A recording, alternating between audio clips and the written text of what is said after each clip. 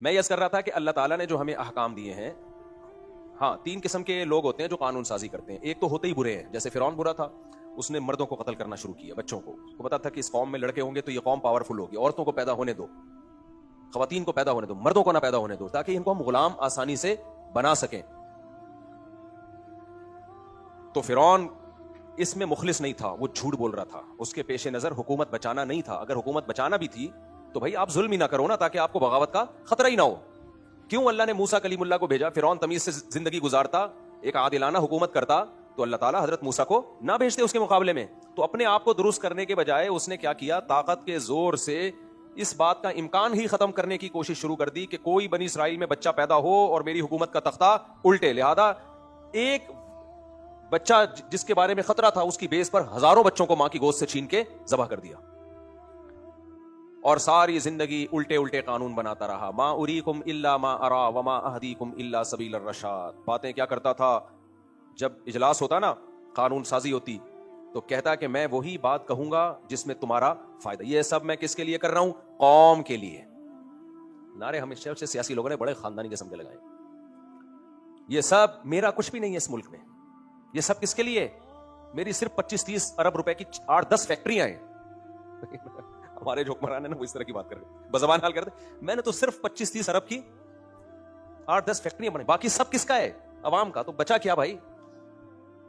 اچھا جو عوام کا ہوتا ہے اس میں بھی ان کو جو سڑکیں بھی بن رہی ہوتی ہیں نا، وہ بھی اپنے ہی کھانچے چل رہے ہوتے ہیں اس میں. اللہ ڈامر بھی انہی کے سے خریدو، گٹر کے ڈھکن بھی انہی سے خریدو، سریا بھی انہی سے خریدو. عجیب سیٹ اپ چل رہا ہے بھائی. بہرحال اچھا ہم لوگ جو سمجھتے ہیں نا باہر والے بہت نیک ہوتے ہیں، ایسا نہیں ہے میرے بھائی. باہر والے بھی کم نہیں ہوتے. گورے کی جو کرپشن ہے نا وہ بڑے خاندانی طریقے سے ہوتی ہے، وہ چھچوری طریقے سے نہیں ہوتی، اس لیے وہ کرتا بھی ہے، بدنام بھی نہیں ہوتا. ہم لوگ چپل چور ہیں، پکڑے جاتے ہیں.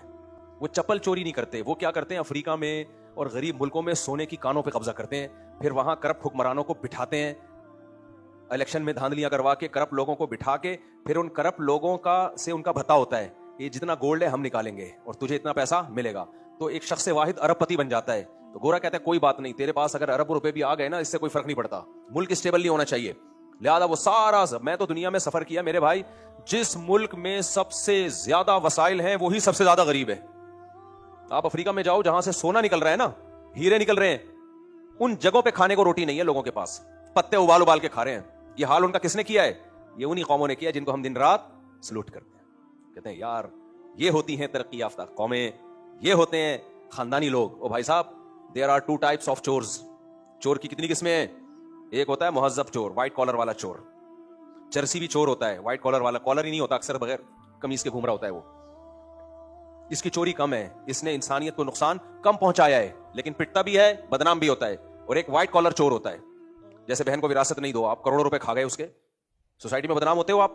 بولو کوئی بدنامی ہوتی ہے سوسائٹی میں؟ نہیں بھائی، اس کو لارے روپے دے کے پی جاؤ آپ، کاروبار کے نام پہ بیڑا غرق کر دو اس کے پیسوں کا.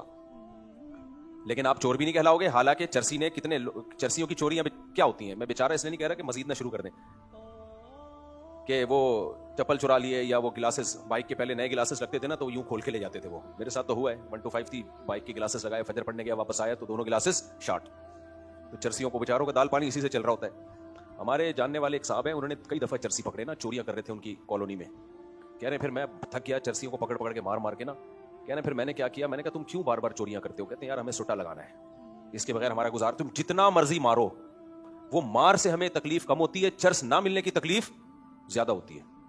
کہہ رہے پھر میں نے کیا کیا، ان کو چوکیدار بنا کے بٹھا دیا اور ان کی پڑیا باندھ دی میں نے، کہ اب تم نے ہمارے ایریا میں کسی چرسی کو گھسنے نہیں دینا ہے، چوری نہیں ہونے دینی، تمہاری چرس کا انتظام ہم کریں گے. کہہ رہے ہیں اس دن سے علاقے میں کیا ہو گیا؟ امن و امان. وہ چرسی خود ہی چرسیوں کو پکڑ رہا ہوتا ہے، اس کو پڑیا مل جاتی ہے.